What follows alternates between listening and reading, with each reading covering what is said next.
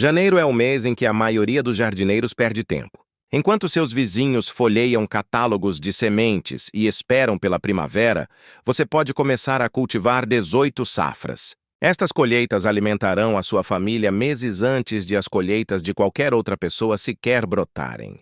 A diferença entre plantar agora e esperar até março ou abril é maior do que apenas algumas semanas de colheita antecipada. É a diferença entre abundância e escassez, entre segurança alimentar e dependência de armazéns. Nas lojas, um tomate custa cerca de $1 ou $2. Existem 18 das culturas mais produtivas que você deve plantar em janeiro. Se você chegar tarde demais, a janela crítica de oportunidade se fechará para sempre. Cada semana de atraso é uma semana de tempo de crescimento desperdiçado. Agora você saberá exatamente o que plantar e por que isso mudará tudo. As cebolas plantadas a partir de sementes em janeiro estarão prontas para a colheita no final do verão e durarão todo o inverno. Isso lhe dará um suprimento anual de um dos ingredientes culinários mais importantes de uma plantação. A maioria das pessoas planta cebolas na primavera porque é mais fácil, mas a partir da semente em janeiro produz bulbos maiores. Essas lâmpadas duram mais e são várias vezes mais baratas que as compradas. Semeie sementes de cebola dentro de casa, em bandejas de sementes cheias de uma mistura para vasos de boa qualidade. Mantenha a temperatura em torno de 18 graus Celsius, perto de uma janela ensolarada.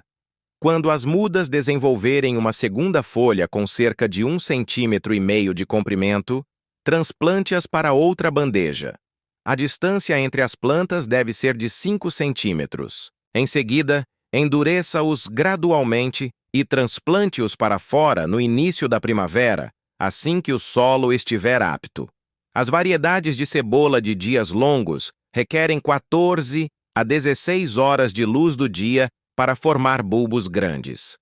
As famílias medievais dependiam de cebolas armazenadas durante os meses de escassez de alimentos no inverno, quando os vegetais frescos eram escassos.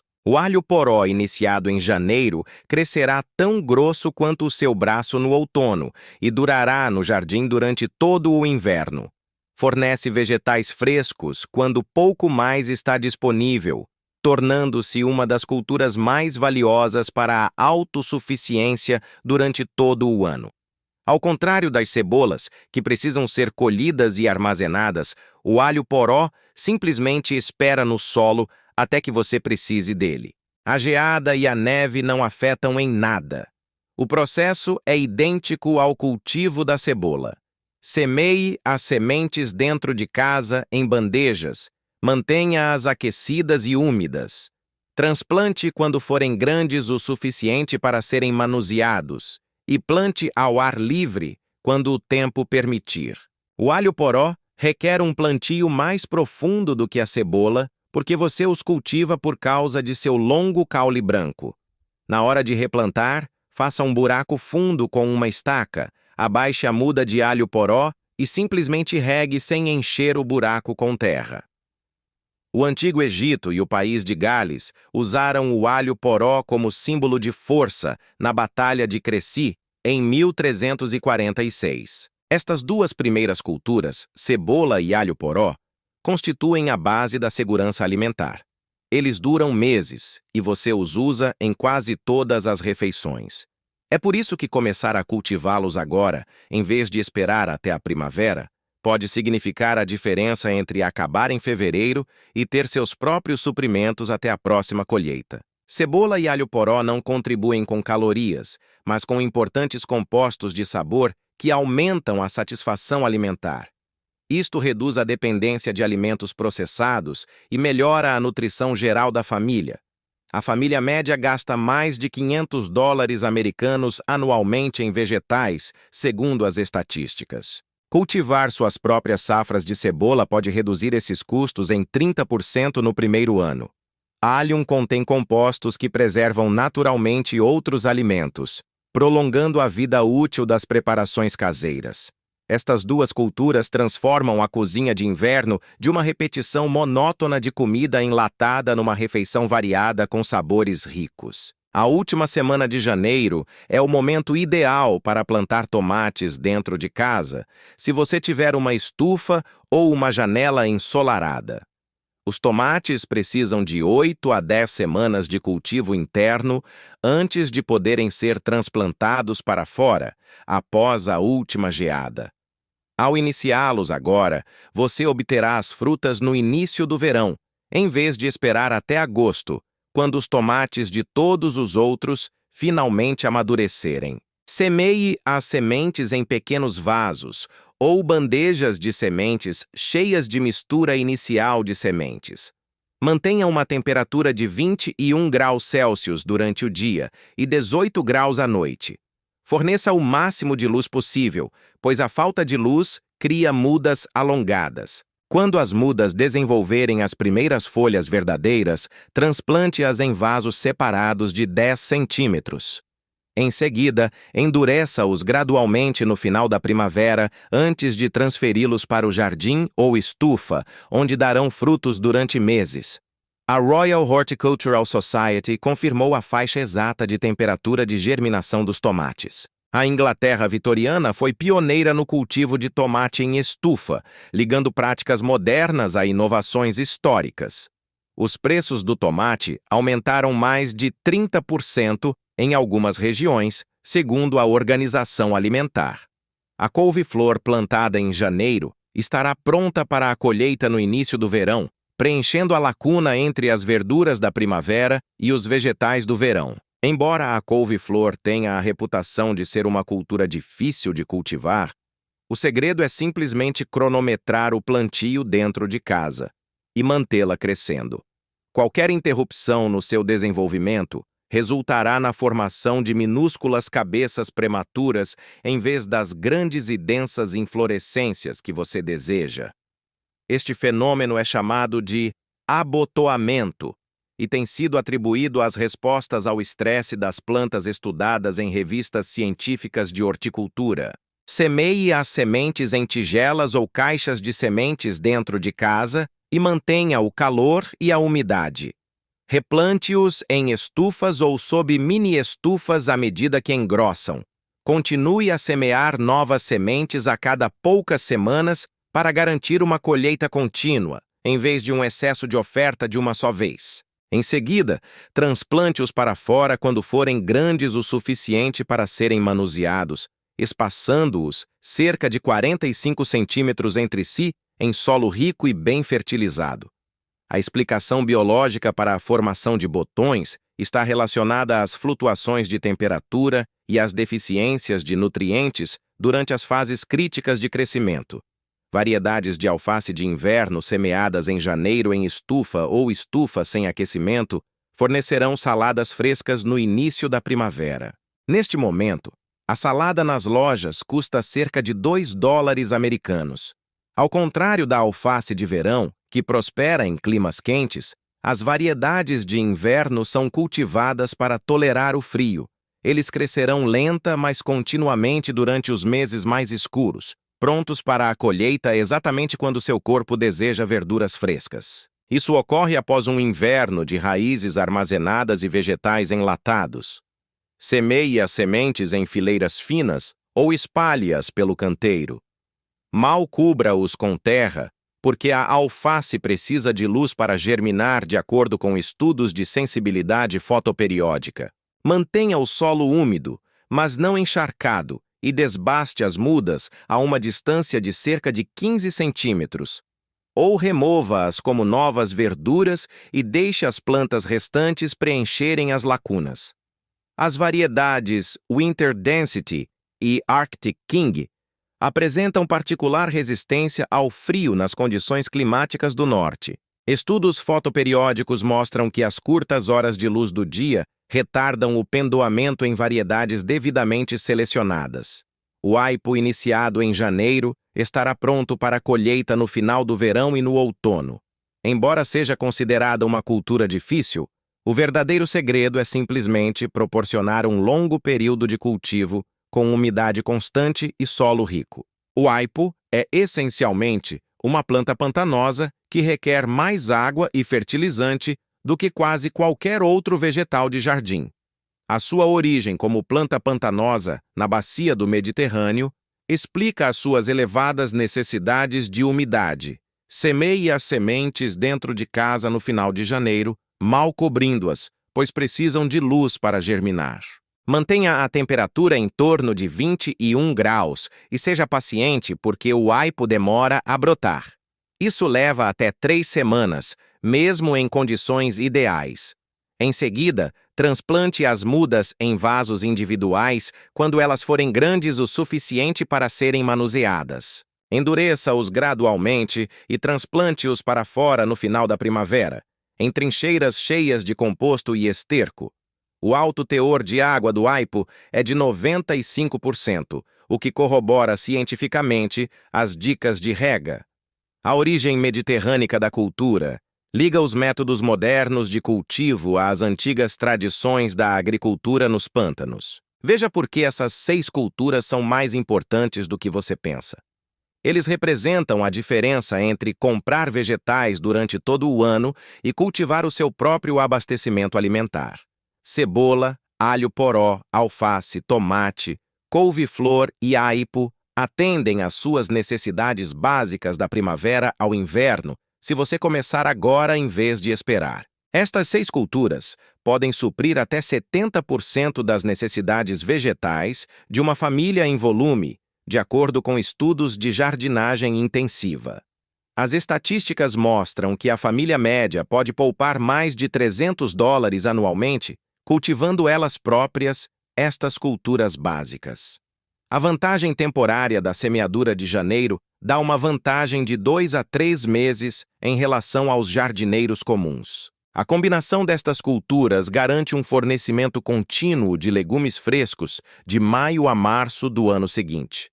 O valor nutricional dos vegetais caseiros excede os comprados em lojas em uma média de 40% devido ao frescor e às características varietais.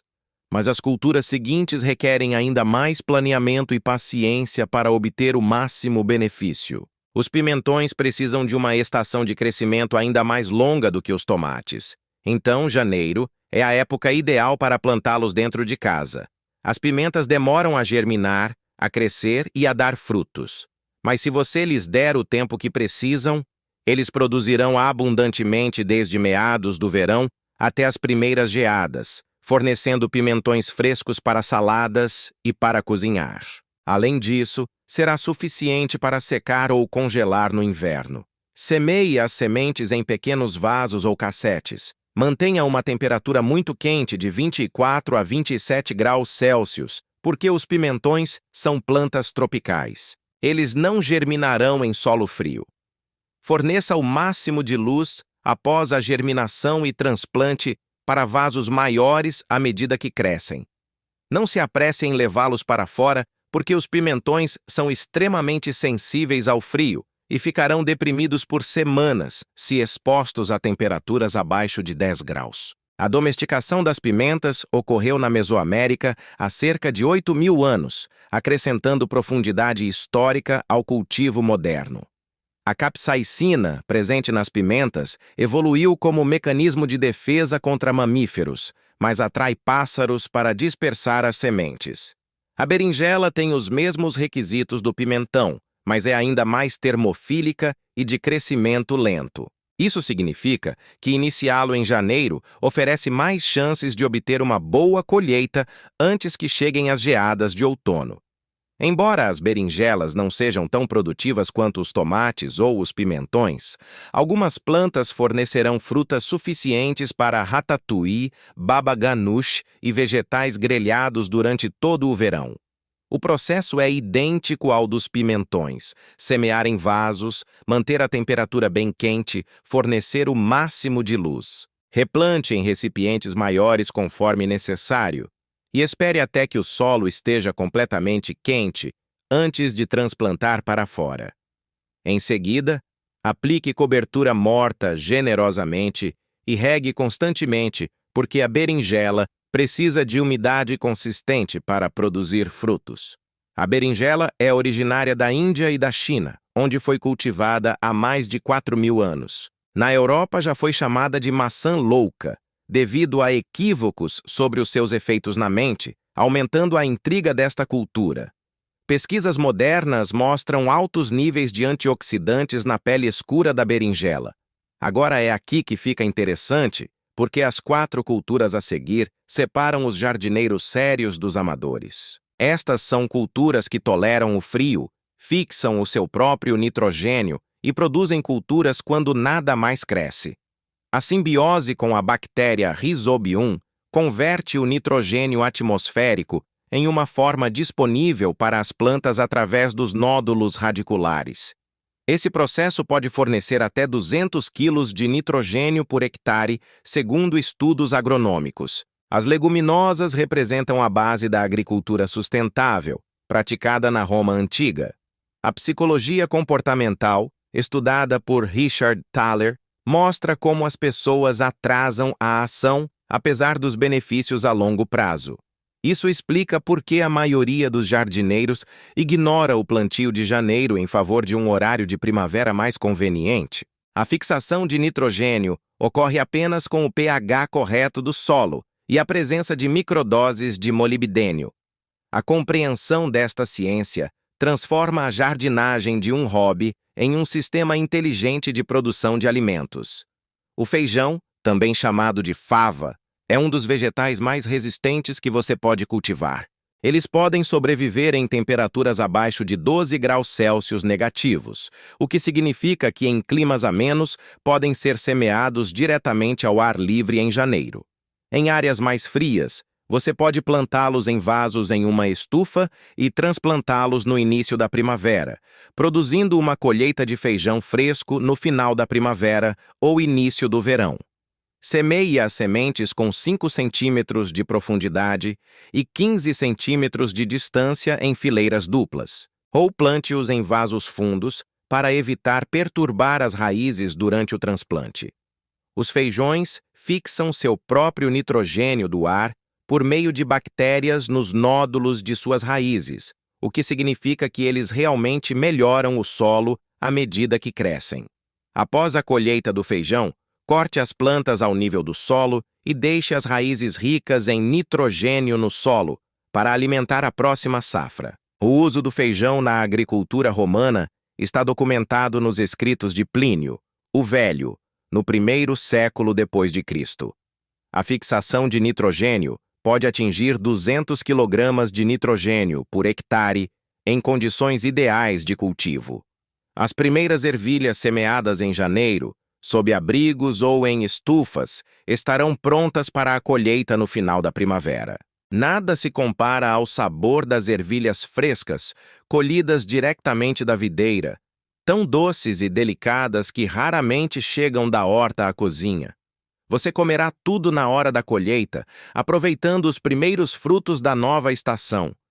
Semeie as sementes com 5 centímetros de profundidade e espaçadas de 5 centímetros em fileiras duplas, ou use o método de canteiro profundo. Espalhe-os a uma distância de 15 centímetros pelo canteiro do jardim. Fornece suporte para a escalada porque mesmo as variedades anãs produzem melhores colheitas com suporte. Proteja-se contra ratos, que gostam de desenterrar e comer sementes, mergulhando-as em querosene antes de plantar. Não faz mal às plantas, mas os ratos odeiam o cheiro e evitam as sementes tratadas. Os experimentos de Gregor Mendel com ervilhas na década de 1860 lançaram as bases da genética como ciência. A pesquisa moderna mostra que as ervilhas frescas perdem até 40% do seu açúcar 6 horas após serem colhidas. O espinafre é incrivelmente resistente ao frio e pode ser semeado ao ar livre em janeiro, em climas amenos ou em estufas em qualquer lugar. Ela cresce rapidamente em climas frios, fornecendo verduras frescas no início da primavera, quando seu corpo está desesperado por vitaminas. Depois de um inverno cheio de alimentos armazenados e vegetais enlatados, o espinafre fresco é um verdadeiro salvador da saúde. Ao contrário da alface, que é composta principalmente de água, o espinafre contém ferro, vitaminas e minerais. Isso o torna um dos vegetais mais nutritivos que você pode cultivar em casa. Semeie as sementes com 1,5 cm de profundidade em fileiras ou espalhe-as pelo canteiro.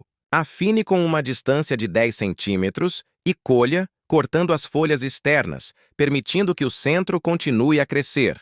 Ou corte a planta inteira 2,5 cm acima do solo e ela frequentemente brotará novamente para uma segunda colheita. A introdução do espinafre na Europa ocorreu no século XI através da Pérsia ao longo das rotas comerciais. O teor de ferro do espinafre é de 2,7 mg por 100 gramas de produto fresco, segundo o Ministério da Agricultura. As mudas iniciadas em janeiro podem ser plantadas ao ar livre no início da primavera e proporcionarão colheitas contínuas desde o final da primavera até o inverno seguinte. A couve é virtualmente indestrutível e pode resistir ao calor, ao frio, ao solo pobre e ao abandono melhor do que quase qualquer outro vegetal. É um dos alimentos mais nutritivos do planeta, repleto de vitaminas A, C e K, além de cálcio e antioxidantes. Comece as sementes dentro de casa em vasos ou bandejas. Transplante ao ar livre quando atingirem 10 a 15 centímetros de altura. Afaste os 45 centímetros e colha cortando as folhas externas, permitindo que o ponto de crescimento continue a se desenvolver. Ou corte a planta inteira 2,5 centímetros acima do solo, e ela frequentemente brotará novamente. A popularidade da couve explodiu desde 2000, graças às tendências de alimentos saudáveis e ao marketing de superalimentos.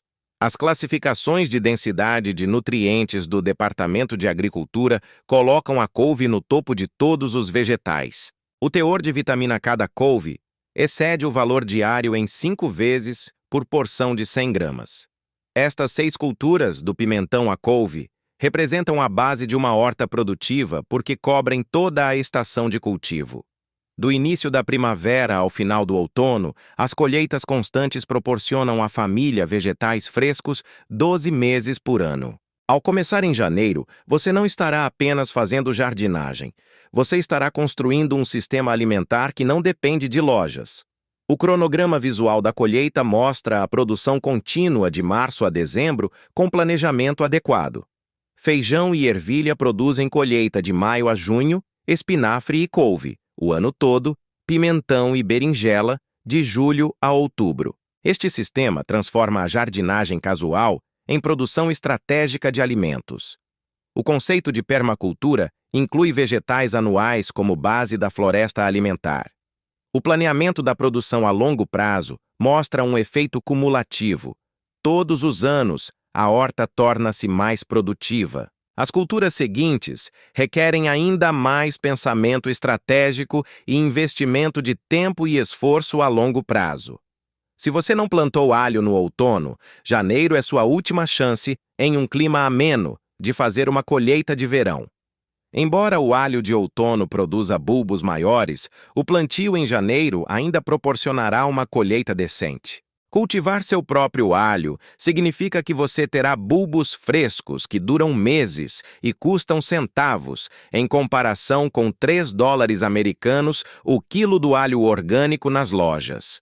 Quebre a cebola em dentes individuais e plante-os a uma profundidade de 5 centímetros, a uma distância de 15 centímetros, com a ponta pontiaguda para cima. Cubra generosamente com palha ou folhas e deixe-as crescer durante a primavera e início do verão. Em seguida, colha quando as folhas inferiores ficarem marrons e secas. Seque em local com sombra e ventilado por várias semanas e guarde em local fresco e seco onde ficarão até a próxima primavera. Pesquisas sobre alicina e suas propriedades antimicrobianas foram publicadas no Journal of Nutrition, confirmando as qualidades medicinais do alho. Os antigos egípcios alimentavam os construtores das pirâmides com alho para manter os trabalhadores fortes e saudáveis. As chalotas são plantadas da mesma forma que o alho, mas produzem cachos de pequenos bulbos parecidos com cebola, com sabor mais suave e doce. São ideais para cozinhar e conservar ainda melhor do que as cebolas, muitas vezes durando um ano inteiro nas condições certas. Isto os torna a cultura mais importante para a autossuficiência familiar e a independência alimentar. Plante bulbos individuais de xalota em janeiro, espaçando-os 15 centímetros entre si. Basta cobri-los com terra para que as pontas ainda fiquem visíveis acima da superfície. Eles crescerão durante a primavera e o verão, multiplicando-se em cachos de 6 a 12 bulbos para cada bulbo inicialmente plantado. Em seguida, colha quando as pontas morrerem, seque como alho e guarde em local fresco, seco e escuro. As origens das xalotas na Ásia Central e a sua menção nas antigas rotas comerciais persas contribuem para a riqueza histórica desta cultura. Os comerciantes persas valorizavam as xalotas para armazenamento a longo prazo durante viagens de caravanas de meses de duração ao longo da Rota da Seda. Janeiro é o momento ideal para forçar a saída do ruibarbo para uma colheita no início da primavera, cobrindo as copas estabelecidas com barris ou vasos grandes. Enterre-os completamente sob um monte de esterco misturado com palha. O calor do esterco em decomposição combinado com a escuridão fará com que o ruibarbo produza caules macios e doces semanas antes das plantas não tratadas. Isso lhe dará frutas frescas para tortas e compotas quando nada mais estiver disponível. Os caules removidos ficarão rosa claro ou até brancos em vez da cor vermelha usual e serão muito mais macios e menos azedos. Embora forçar enfraqueça a planta, então você não deve fazer isso todos os anos. Alternar entre as plantas significa que você pode forçar a remoção do ruibarbo todo mês de janeiro. O famoso Triângulo do Ruibarbo, em Yorkshire, Inglaterra, onde as técnicas de destilação foram industrializadas no século XIX. Os jardineiros vitorianos aperfeiçoaram o método de cultivo forçado para abastecer as casas aristocráticas durante todo o ano. O ruibarbo cultivado cresce tão rapidamente que você pode ouvir o crepitar dos caules em crescimento no silêncio das estufas de inverno. Aqui está uma visão crítica que a maioria dos jardineiros não percebe. Estas últimas 6 culturas, do alho aos espargos, são produzidas há anos com um trabalho mínimo, o que significa que plantá-las em janeiro não é apenas a colheita deste ano. Esta é a construção de uma segurança alimentar permanente nas próximas décadas. O conceito de permacultura incorpora vegetais perenes como base de um sistema alimentar sustentável. Os retornos a longo prazo mostram um efeito cumulativo. Todos os anos, investir em plantas perenes produz mais alimentos com menos esforço. A análise econômica mostra que as culturas perenes recuperam os custos iniciais dentro de 3 a 5 anos. Eles então fornecem produtos praticamente gratuitos por décadas. O pensamento estratégico separa os produtores de alimentos bem-sucedidos dos jardineiros casuais. Compreender a escala temporal transforma as resoluções de janeiro em investimentos para toda a vida na independência alimentar da família. Janeiro é a época de germinar a batata semente, o que significa colocá-la em caixas rasas ou bandejas de ovos. Coloque-os em uma área iluminada e livre de geada, como um celeiro ou estufa, onde desenvolverão brotos curtos e fortes antes do plantio. A germinação dá às batatas algumas semanas de vantagem, resultando em colheitas mais precoces e rendimentos mais elevados. Isto é especialmente importante para variedades precoces que você deseja colher no final da primavera ou início do verão. Selecione batatas sementes certificadas e livres de doenças e coloque-as com a extremidade com a maior parte dos olhos voltada para cima. Mantenha-os sob luz forte, mas nunca sob luz solar direta, e mantenha a temperatura em torno de 10 graus Celsius.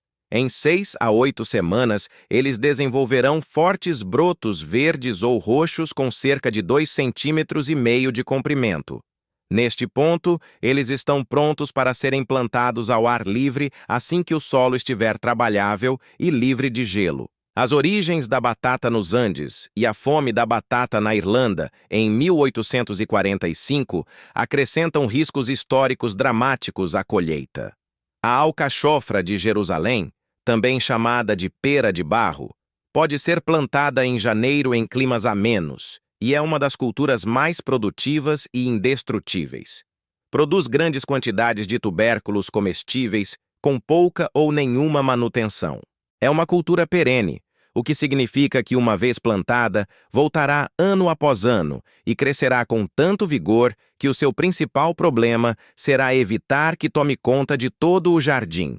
Plante os tubérculos com 10 centímetros de profundidade e 30 centímetros de distância, e eles se transformarão em plantas altas de 2,5 metros a 3 metros de altura.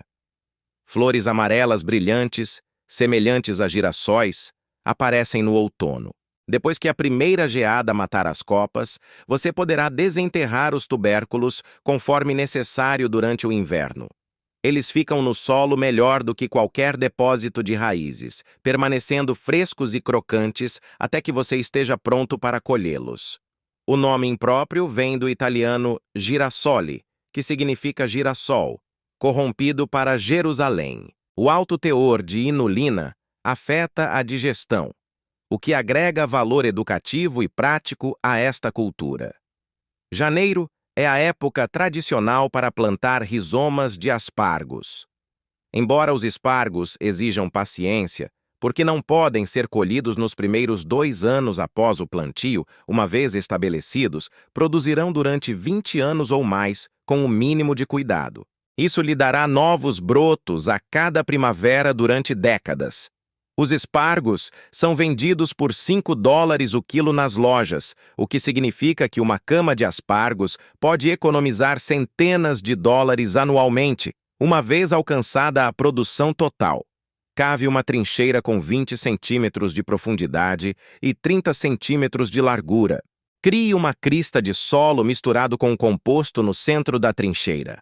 Espalhe os rizomas de aspargos ao longo da crista com as raízes penduradas nas laterais e cubra com 5 centímetros de terra.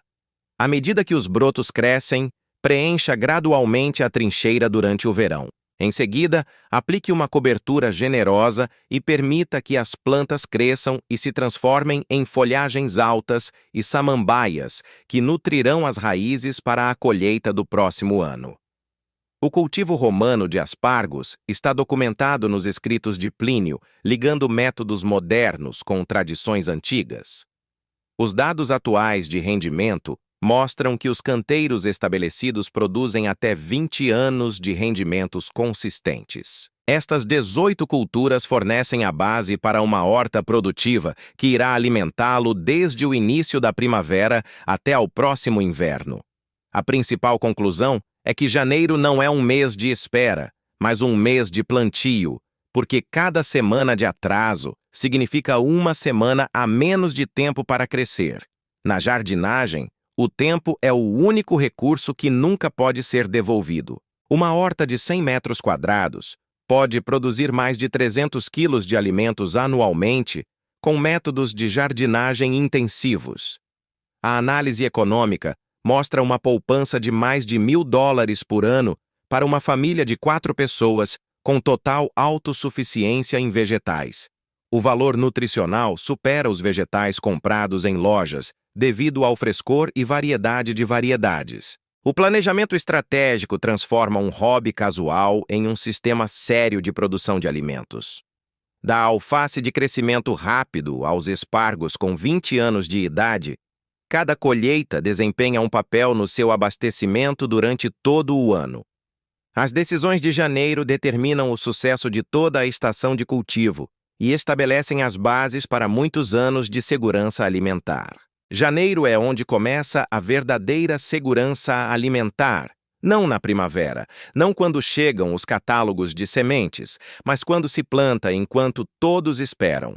Jardineiros bem-sucedidos entendem que a estação de cultivo começa em janeiro, não na primavera. Quando você semeia dentro de casa enquanto há neve no chão, quando você planta batatas no galpão enquanto os vizinhos assistem TV, quando você está adubando ruibarbo enquanto todo mundo olha catálogos de sementes e sonha com o verão. Janeiro é o mês que separa os jardineiros que falam em autossuficiência dos jardineiros que realmente a conseguem. Os ciclos da agricultura refletem as decisões humanas. Aqueles que planeiam com antecedência colhem abundância. A metáfora do tempo mostra que uma jardinagem bem-sucedida não consiste em lutar contra a natureza, mas em trabalhar em harmonia com os ritmos naturais. A diferença entre dependência e independência não se mede em meses, mas sim em decisões tomadas em momentos críticos do planejamento. Janeiro oferece esta janela crítica de oportunidade que molda o ano inteiro.